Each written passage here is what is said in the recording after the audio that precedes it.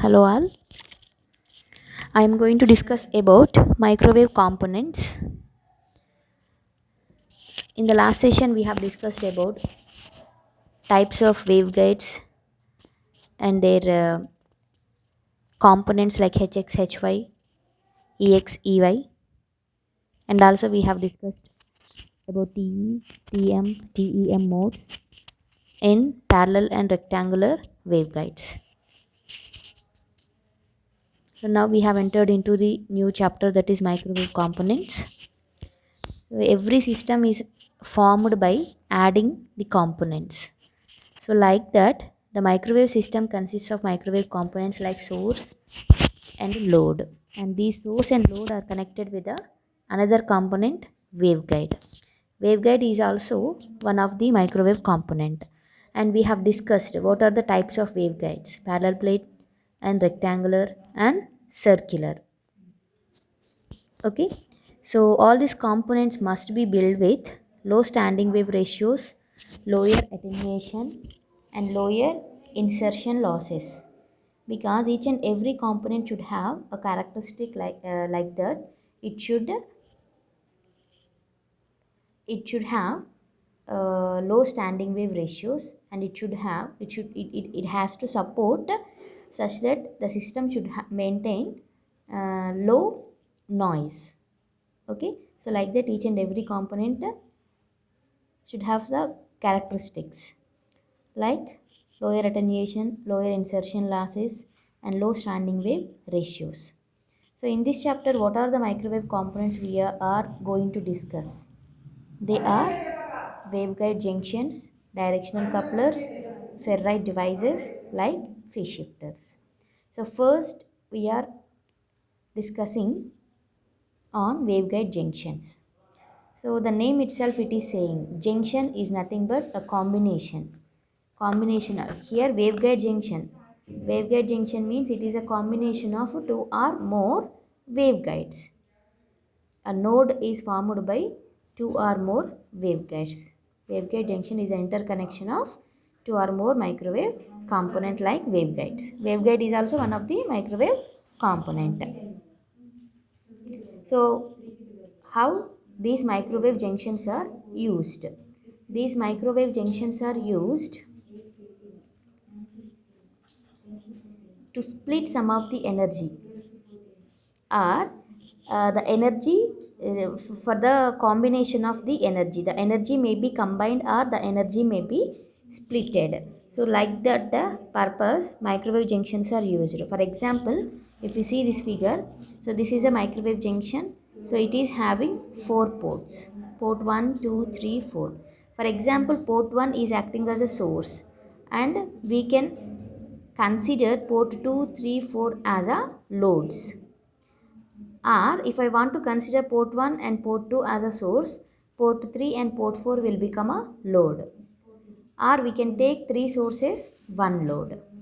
Okay, so depending upon the type of the system we are going to design, depending upon that purpose, we can decide the source and the loads for the ports. So here like this is a microwave junction, because it is a the junction will be formed by adding two or more microwave components like waveguides. So this is a port 1, so which is acting as a source. Port 2, port 3 and port 4, these are acting as a loads. For example, I have taken one source and three loads. So here microwave junction is equal to the traffic junction. So here the number of roads meet on which vehicles enter and leave the traffic junction. Here if we consider the microwave junction in the figure like this,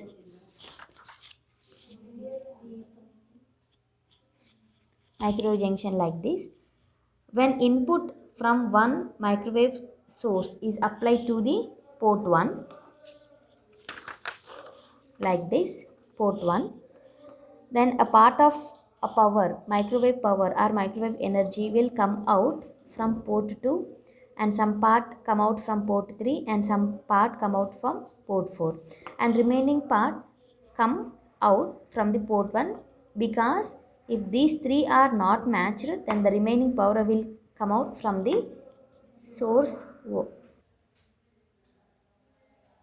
scattering parameters, S parameters. So here low frequency circuits, for example for the low frequency circuits, we are having the parameters like Z parameters, Y parameters, ABCD parameters and H parameters. These are the two-port networks parameters. These are used to define what is the voltage and current at each and every node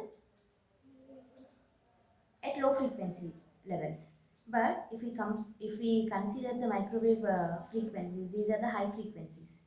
So for the high frequencies, like two-port networks, we are also having uh, one matrix, that is scattering matrix, and the parameters inside the scattering matrix are called S parameters.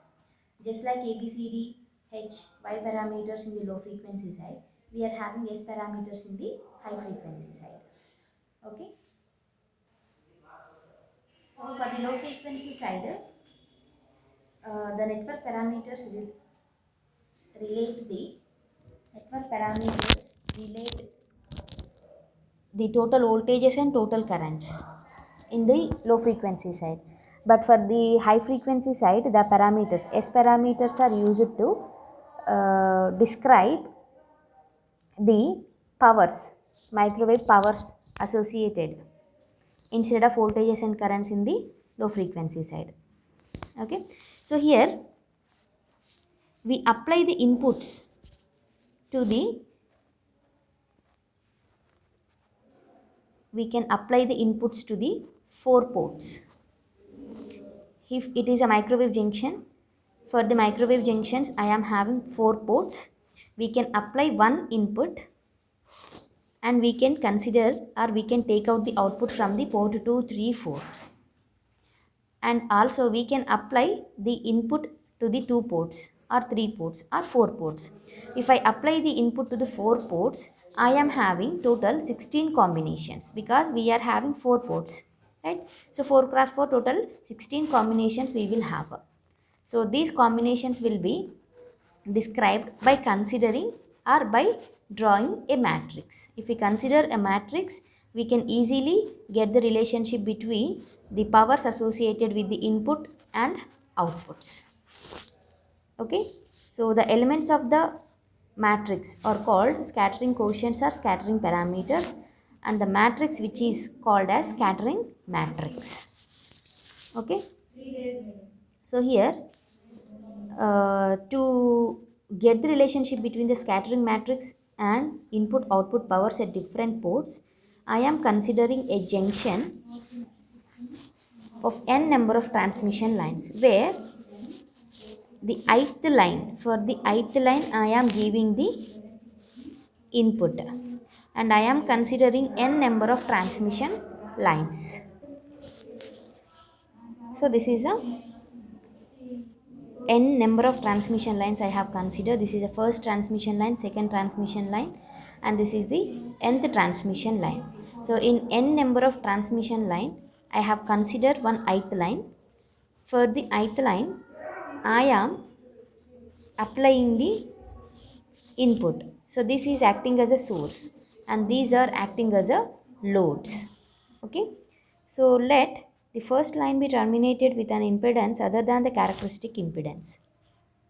If, okay, this is a load impedance, if load impedance is not equal to the characteristic impedance. So what will happen if the load impedance is equal to the characteristic impedance means, whatever the input power that is coming to this line, that will be totally absorbed by this load. If this is not equal, if it is not equal, ZL is not equal to the Z0, then some of the power will be returned back towards the source side. Okay, so here what I am assuming that only the first line, just I have drawn here that all the loads are not equal to the characteristic impedance, but now I am taking the assumption that only the first line is having the load impedance which is not equal to the characteristic impedance, but remaining from second line, third line up to the nth line, I am assuming that the load impedance is equal to the characteristic impedance. If the load impedance is equal to the characteristic impedance, what about this B2? B2 is nothing but reflecting power. A2 is nothing but incident power. And this 2 suffix is giving the information about this is the second line. A1, B1, input, output. A2, B2, input, output. Okay. So if ZL is equal to the Z0, there is no reflecting power. That is B2 is equal to 0. Similarly, here Bn is also equal to 0. Okay. So here AI is the incident wave at the junction due to the source at the ith line. Okay, and this power will be divides into the n minus 1 numbers. Actually I am considering n number of total number of transmission lines are n. Among this n, one is acting as a source, right, and remaining n minus 1 will be acting as a loads.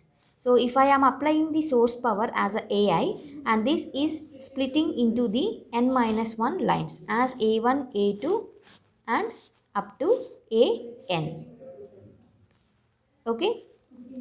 So here there will be no reflections from the second line to the nth line, as their load impedances are equal to the characteristic impedance, such that total power whatever it is coming towards these lines will be absorbed by these loads. Okay. Now B1, if I consider the first line where the load impedance is not equal to the characteristic impedance, so B1 is related to A1 by B1 is equal to reflection quotient into A1.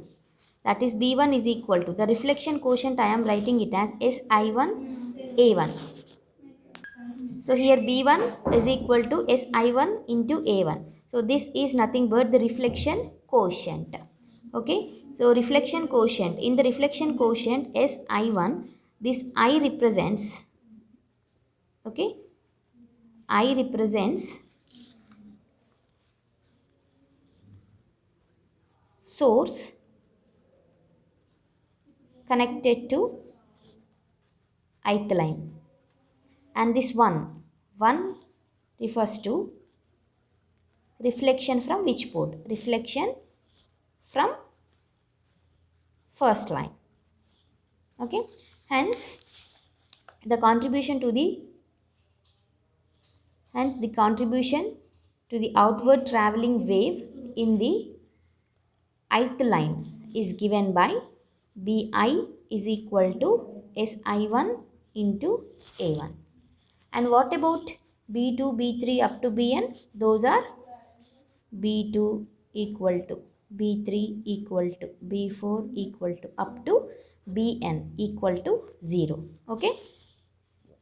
These are equal to 0 because the second line, third line up to nth line, their characteristic impedance, their load impedance is equal to the characteristic impedance. Now what I am assuming that all the n minus 1 lines, so all these n minus 1 lines are terminated with the impedance which is other than characteristic impedance.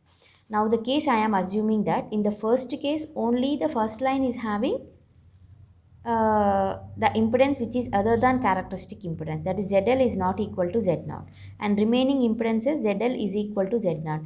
But in this case what I am assuming that all the impedances are not having the characteristic impedance, that is ZL is not equal to Z0. Then what is the reflecting power? Okay. So first line is also having the reflecting power B1. B1 is nothing but reflection quotient SI1 into A1, and second line is also not having the characteristic impedance, then it will also give the B2 power. Then what is B2? B2 is equal to SI2 A2. Like that I am having up to Bn, and these are all added together, right? So in this case, let all n minus 1 lines be terminated in an impedance in an impedance other than Z0, other than characteristic impedance, that is ZL is not equal to Z0, then there will be reflections into the junction side, from the junction to the source side, from all the n minus 1 loads, and that is given by BI is equal to SI1A1, SI2A2, SI3A3 up to SINAN. Okay, but here I may be, so I is the line that is 1 among the 1 to n lines, right? I may be first line, I may be second line, I may be third, fourth. So I is having the value from 1 to n. So I is equal to 1 to n. Then from this equation, what is B1? B1 is equal to S11 A1, S12 A2, S13 A3 up to S1n AN. And what is B2? S21 A1, S22 A2, S23 A3 up to S2n AN. Like that, what is BN? SN1 A1, SN2 A2 plus SN3 A3 up to SNN AN. Okay, so these equations can be written in the form of matrix, right? So in matrix form. So why we are considering matrix form means, for the to get the relationship between input and output, that is source and loads, in terms of powers, can be easily calculated if we consider the matrix form. Okay, that is B1, B2 up to Bn. This is the column matrix which is corresponding to the reflected waves. Okay, column matrix corresponds to reflected waves or output, is equal to, from this I am having S11, 12, 13 up to 1n, 21, 22, 23, 2n, like that, n1, n2, n3, nn, and we are having the quotients a1, a2 up to an. Okay, so this is a column matrix and this is the scattering matrix of order n cross n, and this is the column matrix corresponds to incident waves or input. Incident waves are input. Okay, so here this is about the matrix form. This is the scattering matrix, and which will give the relationship between the output and input by writing the equations in matrix form. Okay, thank you.